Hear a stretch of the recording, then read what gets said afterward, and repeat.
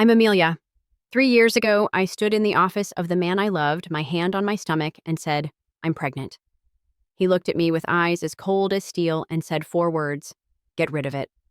That day, I chose my baby over him. And that choice changed everything.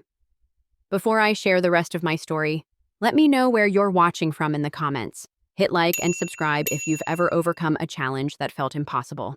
Trust me, you're going to want to hear what happens next. The rain hammered against the floor-to-ceiling windows of Nathan's corner office, 60 floors above Manhattan. I stood there, my hands instinctively moving to my still flat stomach, watching the city lights blur through my tears. The pregnancy test in my purse felt heavier than the entire building. You're pregnant! The words came out before I could stop them, shattering the silence between us like dropped crystal. Nathan didn't move from behind his mahogany desk. His gray eyes, the ones I'd fallen in love with 3 years ago, remained fixed on his computer screen. Is that so? My heart plummeted. This wasn't how it was supposed to go. We'd talked about children, hadn't we? During those late nights in his penthouse, wrapped in Egyptian cotton sheets, dreaming about our future. Nathan, please, look at me. When he finally did, his face was a mask I didn't recognize. The warmth I'd known, the tenderness he showed only to me, gone. In its place sat the CEO of Coal Dynamics, the man who'd built an empire before 35. Get rid of it. The words hit me like physical blows. I gripped the back of the leather chair, my knees threatening to buckle. What? You heard me. He stood, adjusting his Armani suit with practiced precision. The baby or me, Amelia? Choose. Twist.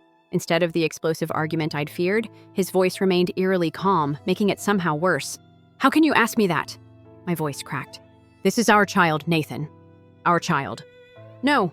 He walked to the window, hands in his pockets. It's a complication. I have a merger worth $2 billion closing next month. The board is already questioning my judgment since I started dating an artist who serves coffee for a living. The cruelty of his words sliced through me. I'd always known our worlds were different. Him in his tower of glass and steel, me with paint under my fingernails and dreams bigger than my bank account. But I'd thought love bridged that gap. So that's it? 3 years, and I'm just a complication? He turned, and for just a moment, a fraction of a second, I saw something flicker in his eyes. Pain, regret, but it vanished so quickly I might have imagined it. Don't expect me to look back. I picked up my worn leather jacket, the one he'd always said made me look like a struggling artist, which I was, and headed for the door. At the threshold, I turned back one last time. He'd already returned to his desk, fingers flying over the keyboard as if I'd never existed. I choose the baby, I whispered, though I knew he wasn't listening anymore. 2 months later, Seattle. The studio apartment smelled like mold and old paint, but it was mine, or at least mine for as long as I could scrape together the $800 monthly rent. I'd traded Manhattan's skyline for Seattle's endless rain, and honestly, the weather matched my mood perfectly. My shift at Emerald City Coffee started at 5 p.m. and ended at 2 a.m. The late hours meant better tips from the tech workers needing their caffeine fix before all-nighters. I'd stand behind the espresso machine, my growing belly hidden beneath an oversized apron, and practice my smile until my cheeks ached. You okay, honey? Marla, my middle-aged coworker, asked one particularly rough night. I'd just rushed to the bathroom for the 3rd time, morning sickness that lasted all day, making my life hell. Fine, I lied, gripping the counter as another wave of nausea hit. The truth was, I was drowning. Every night, I'd count my tips and do the math. Rent, utilities, the cheapest groceries I could find, and somehow, save for the baby. My paintings sat untouched in the corner, gathering dust like my dreams. Twist. The loneliness was suffocating, but it was the fear that kept me awake. Fear that I'd fail this child before they even took their first breath. That's when I met Jade. She lived 2 doors down, a photographer with purple-streaked hair and a laugh that could light up our dreary hallway. She found me crying on the stairs one evening, unable to make it to my apartment after a particularly brutal shift. Oh, sweetie, she said, not asking questions, just helping me up. Come on, I've got tea and tissues. Her apartment was an explosion of prints, Seattle in black and white, portraits that seemed to peer into souls. We sat on her salvaged couch, and for the first time since leaving New York, I told someone my story. "He's an ass," Jade declared when I finished. "But you're going to be an amazing mom." "How do you know?" "Because you chose love over comfort. That takes guts." 3 weeks later, the bleeding started. The ER doctor's words floated over me. Placental complications. High risk. Bed rest. But all I heard was the price tag. Without insurance, the bills would destroy me. I didn't call Nathan. What would be the point? He'd made his choice. Instead, I called Jade. She arrived with groceries, prenatal vitamins she'd bought with her last photography gig money, and a determination that reminded me why women need other women. "We're going to get through this," she said, setting up camp on my couch. "You and me and this little fighter." Twist. As I lay there, feeling my baby move for the first time, tiny flutters like butterfly wings, I realized I wasn't alone after all. Sophie arrived during Seattle's worst snowstorm in a decade. The contractions started while I was painting, the first time I'd touched a brush in months. The canvas showed a woman holding a swirl of colors where a baby should be, hope and terror mixed on her face. Jade drove me to the hospital, her ancient Honda fishtailing through the snow. "Breathe, Amelia, we're almost there." 23 hours later, I held my daughter. Sophie had Nathan's eyes, that storm cloud gray that had once made me weak. But when she looked at me, all I saw was possibility.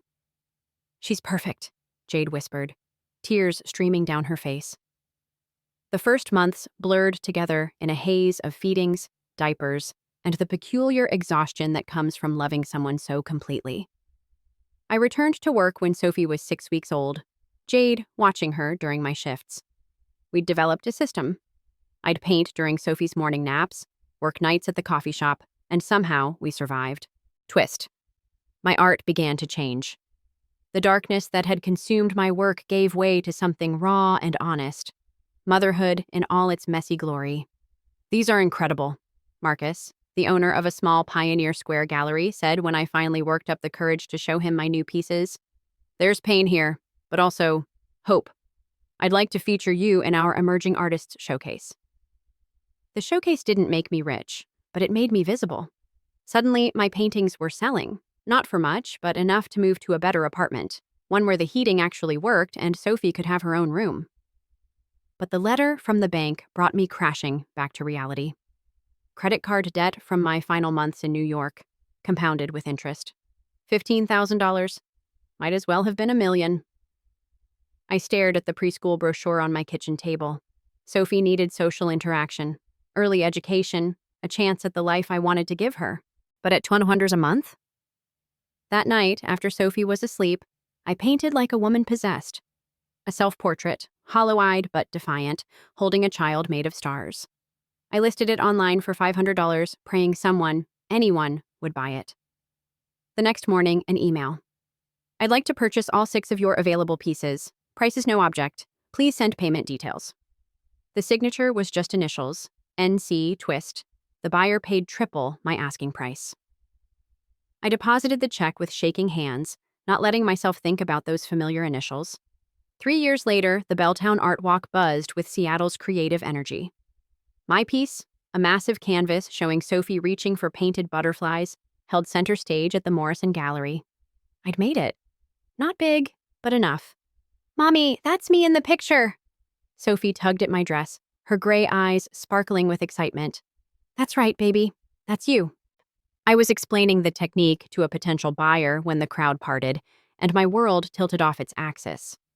Nathan stood there in a perfectly tailored suit, looking like he'd stepped out of a boardroom and into my life.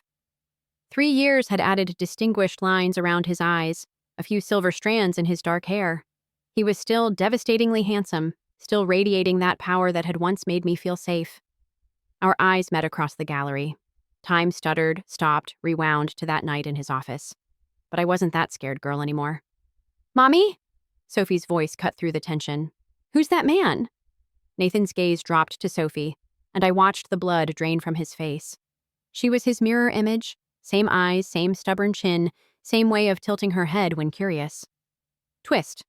A blonde woman appeared at his elbow, diamonds glittering on her left hand, and my heart twisted in ways I thought I'd trained it not to. "Nathan, darling, we should go. The Palmer Foundation Gala starts in an hour."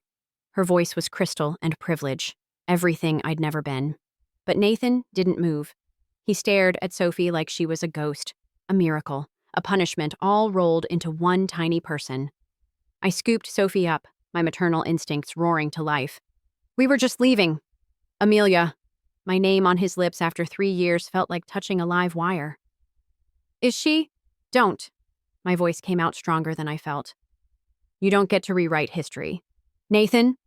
The blonde, Claire, his fiancée, according to the Seattle Times Society pages I definitely didn't read, tugged at his arm. He shook her off, taking a step toward us. Sophie buried her face in my neck, sensing the tension. How old is she? His voice cracked on the last word. It doesn't matter. It does. God, Amelia, it does. Twist. 3 years, 2 months, and 5 days, I said quietly. Not that you were counting. Claire's expression shifted from annoyance to calculation. Nathan, what is this about? But he wasn't listening to her. He was watching Sophie peek at him from the safety of my arms, and I saw the exact moment he did the math. Saw the recognition slam into him like a freight train. We need to talk. No, I said firmly, already backing toward the exit. We don't. You made your choice, Nathan. Live with it. I fled, Sophie's confused questions following us into the Seattle night. The cease and desist letter arrived on a Tuesday. I read it 3 times before the words sank in. Nathan's legal team was threatening to sue for parental rights. He can't do this, I told Jade, pacing her apartment while Sophie played with blocks. He signed away any claim when he told me to choose. Honey, he's got more lawyers than you've got paintbrushes. You need help. But lawyers cost money I didn't have. The retainer alone would wipe out Sophie's college fund, all $100 of it. Nathan's campaign was relentless. Flowers arrived at my workplace, returned unopened. His assistant called offering to discuss arrangements. I hung up. Then came the article in Tech Weekly. Cole Dynamics CEO Nathan Cole to wed hotel heiress Claire Palmer in Society Wedding of the Year. Twist. In the interview, Nathan said, I've always believed in focusing on the future, not dwelling on past mistakes. Each word felt like a fresh betrayal. I channeled my rage into art. That night, I painted Nathan as I saw him now, a king in a tower of ice, reaching for a light he'd extinguished himself. It was cruel, honest, and probably the best thing I'd ever created. Sophie found me there at 3 a.m., tears streaming as I added the final touches. Mommy sad? She climbed into my lap, paint-stained hands patting my cheeks. No, baby, Mommy's okay. Is it about the man from the gallery? The one who looked at me funny? My brilliant, perceptive daughter. Sort of. I didn't like him, she declared with 3-year-old certainty. His eyes were sad. I almost laughed, or cried, maybe both. The next day, my phone exploded with texts. Nathan's engagement was off. Claire had discovered something. The gossip sites were vague but salacious. My gut twisted with a combination of satisfaction and something I refused to name. Then Jade burst in. You need to see this. She showed me a video from a tech conference. Nathan, usually so composed, looking haggard as a reporter asked about his personal life. Is it true you have a child, Mr. Cole? The silence stretched. Then, no comment. But his face, God, his face told a different story. Twist. That night, a package arrived. Inside was every painting I'd ever sold to the anonymous buyer, and a note. These belong with the artist. I'm sorry. N. I stared at my own work, at the pain and growth and hope I'd poured onto canvas. He'd been watching all along, supporting me in the only way I'd have accepted. It didn't change anything. It changed everything. The call came during Sophie's dance class. One moment she was twirling in her pink tutu, the next she was on the floor, lips turning blue. Sophie! I crashed through the other parents, gathering her limp body. Call 911! The ambulance ride blurred into endless hospital corridors, machines beeping, doctors speaking in code. Then the devastating words, immune system disorder, rare, genetic component. Treatment? I managed to ask. Bone marrow transplant. We'll test you first, but often parents aren't matches. We'll need to test any biological relatives. My hands shook as I pulled out my phone. 3 years of silence. And now I had to beg. The number was still saved. Of course it was. Amelia? He answered on the first ring, like he'd been waiting. Sophie's sick. The words tumbled out between sobs. Seattle Children's Hospital. I'm on my way. Twist. He arrived in 4 hours. He'd chartered a private jet the moment I called. Nathan burst into the hospital room still in his suit, looking like he'd aged a decade in hours. He stopped short seeing Sophie hooked to machines, so small in the hospital bed. My God, he breathed. Then his CEO mask slammed down. What do you need? Doctors? Specialists? I'll fly in the best. She needs a bone marrow match, I interrupted. The doctor says biological relatives have the best chance. He was already rolling up his sleeve. Where do I go? That's when Claire appeared in the doorway, immaculate despite the late hour. Nathan, the board is... She stopped, taking in the scene. What is this? My daughter is dying, Nathan said flatly. Leave. You're what? Her voice went shrill. You told me. I lied. He didn't even look at her. Go, Claire, now. She left, and I heard the death of his career in her retreating heels. The Palmer Hotel chain partnership, the board's confidence, his carefully constructed life, gone. Twist. The test results came back in record time. Nathan was a perfect match, but there was something else. Mr. Cole, the doctor said carefully, your genetic screening shows markers for the same condition. Your family history. Nathan's jaw tightened. My younger brother died at 5. They said it was leukemia, but this condition is often misdiagnosed. It's hereditary, triggered by environmental factors. Did you know?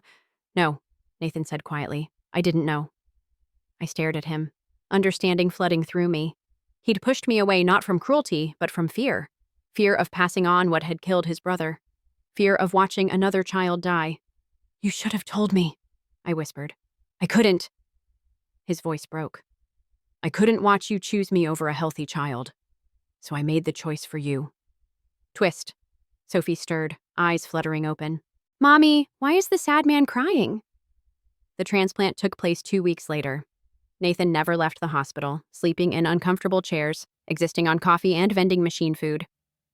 I watched him transform from the untouchable CEO to simply a father terrified of losing a child he'd just found. You don't have to stay, I told him one night as he kept vigil by Sophie's bedside. Yes, I do. He didn't look up from the book he was reading to her, something about brave princesses and dragons. I've already missed too much. Sophie's recovery was slow but steady. The day she kept down solid food, Nathan cried. The day she took her first walk down the hospital corridor, he bought out the entire gift shop. And the day she called him daddy for the first time, he had to excuse himself to the bathroom, returning with red-rimmed eyes. She doesn't even know me, he said one evening as Sophie slept between us, her small hand gripping his finger. She knows you stayed, I replied. That's all that matters to her. Twist. The resignation from Coal Dynamics made headlines, but Nathan didn't seem to care. It was just a job, he said, watching Sophie paint with her watercolors. We talked during those long hospital nights. Really talked. About his brother, his parents' cold grief that had shaped him into someone who valued control over connection. About my father, who'd left when I was Sophie's age, and how I'd sworn my child would be wanted, loved, chosen every single day. I'm seeing a therapist, he admitted one night. Learning how to feel things, process them instead of shutting down. That's good. I'm sorry, Amelia, for all of it, for being too broken to fight for us. I thought about the girl who'd stood in his office 3 years ago, and the woman I'd become. We were both broken, Nathan, just in different ways. The day Sophie was discharged, Nathan drove us home in a rented minivan, having traded his Tesla for something more practical. I almost laughed at the sight of him loading a car seat. At my apartment door, he hesitated. I know I have no right to ask, but can I see her? Regularly? Sophie answered for me, wrapping her arms around his leg. Daddy stays for dinner? Twist. That's how it started. Dinners became bedtime stories, became Saturday trips to the aquarium, became a family knitting itself together one careful stitch at a time. 1 year later, the Belltown Gallery hummed with opening night energy. My first solo exhibition, Love, Loss, and Learning to Breathe, featured 30 pieces chronicling the last 4 years. The centerpiece? A triptych showing the same woman, broken, rebuilding, and finally whole. The Seattle Times wants an interview, Jade said, appearing with champagne. You're officially a big deal, babe. Nathan stood across the room with Sophie on his shoulders, explaining the paintings to her with the same intensity he'd once reserved for board meetings. He'd started a nonprofit focused on rare childhood diseases, turning his business acumen toward saving lives instead of making profits. "That one's you being silly," Sophie announced, pointing at a piece showing Nathan in a business suit making pancakes, flour in his hair. "Accurate," he agreed, catching my eye over the crowd. We weren't together, not in the traditional sense. We were something new, something we were still figuring out. Co-parents, friends, two people learning to trust again. "Amelia?" Marcus appeared with a distinguished older woman. "This is Patricia Wyndham from the Manhattan Modern Art Museum. She's interested in featuring your work." Manhattan, the city where it all began and ended. Later, as the gallery emptied, Nathan found me on the rooftop terrace. Seattle sparkled below, rain turning the streets to rivers of light. "Congratulations," he said, handing me a small wrapped package. Inside was a ring, not an engagement ring, but a band of intertwined silver and gold with a small emerald. Sophie's birthstone. "I'm not proposing," he said quickly. "I know we're not there, maybe we'll never be, but I wanted you to have something, a reminder that we're connected, always." "Actually," I said, pulling out a small box of my own, "I got you something too." His ring was simpler. Titanium with a thin band of paint sealed inside. Paint from the first portrait I'd done of Sophie. We stood there, two people who'd broken each other and somehow found a way to create something beautiful from the pieces. Sophie appeared in the doorway, Jade right behind her. "Mommy? Daddy? Aunt Jade says it's time for ice cream." "Ice cream it is," Nathan said, scooping her up. As we walked out together, not as the family we'd once imagined, but as the family we'd chosen to become, Sophie looked up at the stars peeking through Seattle's clouds. "Look," she said, pointing up. "The stars are making pictures." "What do you see, baby?" I asked. "Us," she said simply. "All of us together." Maybe that's what love really was. Not the fairy tale I'd believed in at 25, but this. Choosing to show up, to forgive, to build something new from the ashes of what was. "Not because you changed," I told Nathan as we reached the car, echoing something I'd thought 1,000 times, "but because we both learned how to love the right way." He smiled, that real smile I'd waited 3 years to see again. "Still learning," he admitted. "Good," I said. "Me too." Never let anyone define your worth. The tough choice you make today could become your greatest strength tomorrow. Believe in yourself, because true love begins when you love and protect yourself.